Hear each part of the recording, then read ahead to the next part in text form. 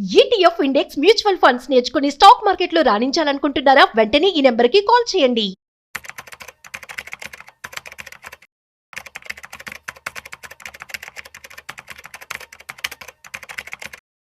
నమస్తే, welcome back to Suman TV. ప్రస్తుతం మనతో పాటు ఉన్నారు స్టాక్ మార్కెట్ అనలిస్ట్ సుందరరామరెడ్డి గారు.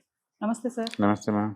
సార్, మనం చాలా వీడియోలో గోల్డ్ రేట్స్ గురించి మాట్లాడుకున్నాం. మరి ట్రంప్ టారిఫ్ చూసుకుంటే 25% నుంచి 50%కి వచ్చారు, ఇంకా పెంచుతాను అంటున్నారు. మరి ఇక్కడ గోల్డ్ మీద మినహాయింపు, బంగారం పైన 1000 అని చెప్పేసి ఒక టాక్ అయితే నడుస్తుంది.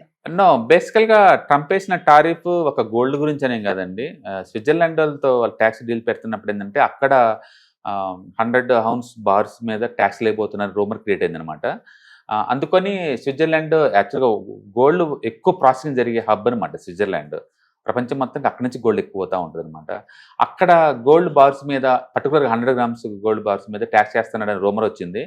దాంతో గోల్డ్ ఒకసారి స్పైక్ అయింది అనమాట. తర్వాత క్లారిఫికేషన్ ఇచ్చారు, మేము అలాంటి స్పెషల్గా గోల్డ్ మీద మేము ట్యాక్స్లు ఏమి వేయట్లేదని. అందుకని అమెరికా సంబంధించి కదా, అమెరికా గోల్డ్కి అంత హబ్ ఏం కాదండి. ఇప్పుడు ఏషియన్ మార్కెట్స్కి దుబాయ్ హబ్, అంత ప్రపంచం మొత్తానికి స్విట్జర్లాండ్ హబ్ అంతే. అమెరికా అంత పెద్దదేం కాదు, నార్మల్ది అది.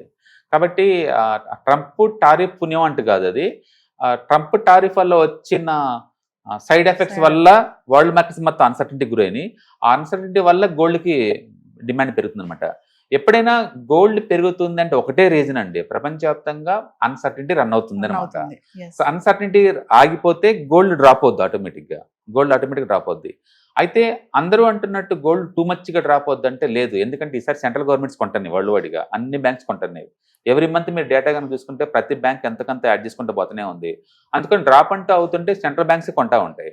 రెండోది వరల్డ్ వైడ్గా డీడాలరైజేషన్ జరుగుతుంది. డాలర్ బదులు అందరూ గోల్డే కొంటున్నారు, సెంట్రల్ బ్యాంక్స్ కూడా గోల్డే కొంటున్నాయి. కాబట్టి అది సపోర్ట్ ఉంటుంది. అంటే ప్రస్తుతానికి చార్ట్ చాలా స్ట్రాంగ్గా ఉంది, all time high ready to breakout అనమాట. ఇంకోసారి మనం చూసుకుంటే లాస్ట్ 1 yearలోనే ఆల్ టైమ్ హై కనీసం ఒక 20 మాటలు బ్రేక్అవుట్ అయింది. అంటే అంతగా స్టాక్లు చాలా స్ట్రాంగ్గా ఉన్నాయి అనమాట. అందుకని డ్రాప్ అయ్యే ఛాన్స్ లేదు. అదే టైంలో వరల్డ్లో ఈ అన్సర్టనిటీ ఇప్పుడల్లా ఆగేదిలాగా లేదు. అంటే ఇంకోసారి ఇప్పుడు Trump and Putin meeting, next meeting మస్కోలో ఉంటుందంట. ఎప్పుడు ఉంటుందో మనకే తెలియదు. బట్ ప్రస్తుతానికైతే ఈ టారిఫ్ గొడవ అనేది 2-3 వారాలు ఆగిపోద్ది అనమాట. కాబట్టి ఈ 2-3 వారాలు గోల్డ్ కొంచెం సాఫ్ట్ అయ్యి ఒక 2-3% డ్రాప్ అయ్యే ఛాన్స్ ఉంది. అలాగని కొలాప్స్ అవ్వదు. ఇండియాకి సంబంధించి 1 lakh చుట్టూ నడుస్తుంది గోల్డ్ అంతే. కొంతమంది అంటున్నారు సార్ 70 వరకు వచ్చేస్తుంది అంటున్నారు. మరి ట్రంప్ తీసుకునే ఏవైతే డెసిషన్స్ ఉంటాయో, క్విక్ డెసిషన్స్, అవి కొన్ని ఇంప్లిమెంట్ అవుతాయని కూడా అంటున్నారు. చూస్తున్నాం మనం కొన్ని. ఇన్ కేసు చెప్పినటువంటి బంగారం పైన టారిఫ్ ఉండదు అంటున్నారు కదా, టాక్ వచ్చింది. ఇది కనుక ఈ నిర్ణయం కనుక ఇంప్లిమెంట్ అవితే మరి బంగారం ఎంతవరకు పడిపోతుంది? ఏముండదు, పడిపోవడం అంటే జరగదు. ఎందుకంటే అమెరికా వాళ్ళు గోల్డ్ బిజినెస్ లో నథింగ్ అండి, వాళ్ళ రోల్ నథింగ్ అది. అందుకని వాళ్ళ వల్ల పడిద్దని అనుకోవట్లేదు. గోల్డ్ అనేది వరల్డ్ వైడ్ ఉన్న అన్సర్టనిటీకి గుర్తుంది. లాస్ట్ ఇయర్ ఆల్మోస్ట్ 45% గోల్డ్ పెరిగిందంటే ప్రపంచవ్యాప్తంగా ఈక్విటీ మార్కెట్ ఎంత స్ట్రెస్కి గురైందో టెంపరీగా అర్థం అనమాట, దాని మీనింగ్ అంతే. అండ్ ఎవ్రీ ఇయర్ గోల్డ్ నుంచి ఆ రిటర్న్స్ మనం ఎక్స్పెక్ట్ చేయలేము. బట్ ట్రెడిషనల్గా నిఫ్టీ ఎంత మూవ్ అయితే ఎంత రిటర్న్స్ వస్తుందో అంటే గోల్డ్ కూడా అంతే ఈక్వల్గా వస్తుంది. కాబట్టి నిఫ్టీ రిటర్న్స్ యావరేజ్ మీద 12% దాకా ఉంటుంది.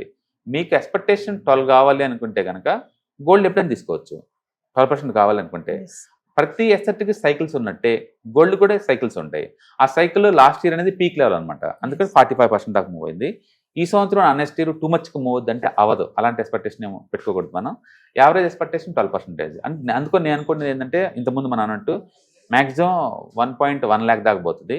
వరస్ట్ అనుకుంటే వరల్డ్ వైడ్గా ఈక్విటీ మార్కెట్ కనుక ర్యాలీ జరిగితే కనుక 90,000కి వచ్చే ఛాన్స్ ఉంది. బట్ మీరు అంటున్నట్టు 60-70 డ్రాప్ అవ్వదు. గోల్డ్ అలాంటి హిస్టరీ లేదు ఎప్పుడు అంత డ్రాప్ అయిన చరిత్ర. ఫెస్టివల్ స్టార్ట్ అయ్యేసి ఆల్రెడీ వరలక్ష్మి వ్రతం అయిపోయింది, వినాయక చవితి వస్తుంది, నెక్స్ట్ దివాళీ వస్తుంది. అయినా సరే బంగారం ఎక్కడ కూడా నేను తగ్గనన్నట్టు 1,00,000 మీదే ఉంది.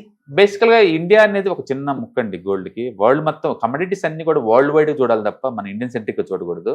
అండ్ వరల్డ్ వైడ్ చూసామనుకోండి, అంటే ట్రంప్ అన్సర్టనిటీ ఉంది ఇంకా ట్రంప్ వల్ల. ఇంకా 2-3 months మన క్లారిటీ ఉంటే తప్ప అప్పుడు మనకు అర్థమైంది గోల్డ్ ఇంకా ముందు పోద్ది ఆగిద్ది అనేది.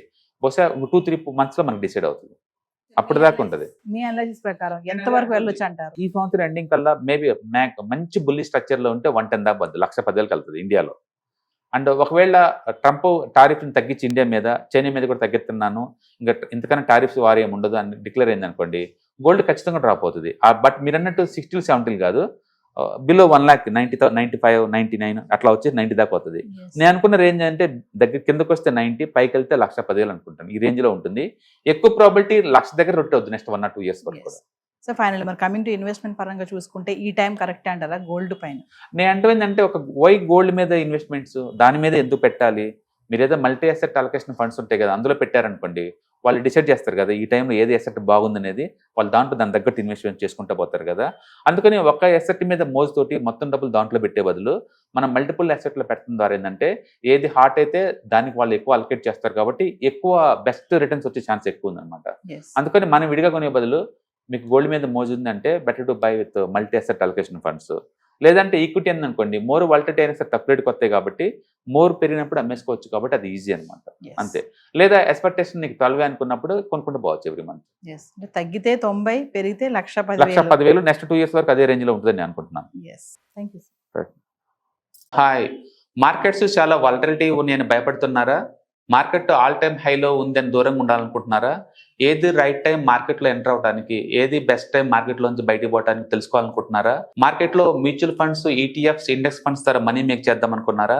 ఇలాంటి మీ డౌట్స్ కి క్లారిఫికేషన్ కోసం ఈ webinar. ETFs, index funds and mutual funds కోర్సులో జాయిన్ అవ్వండి, మీ డౌట్స్ క్లారిఫికేషన్ చేసుకోండి.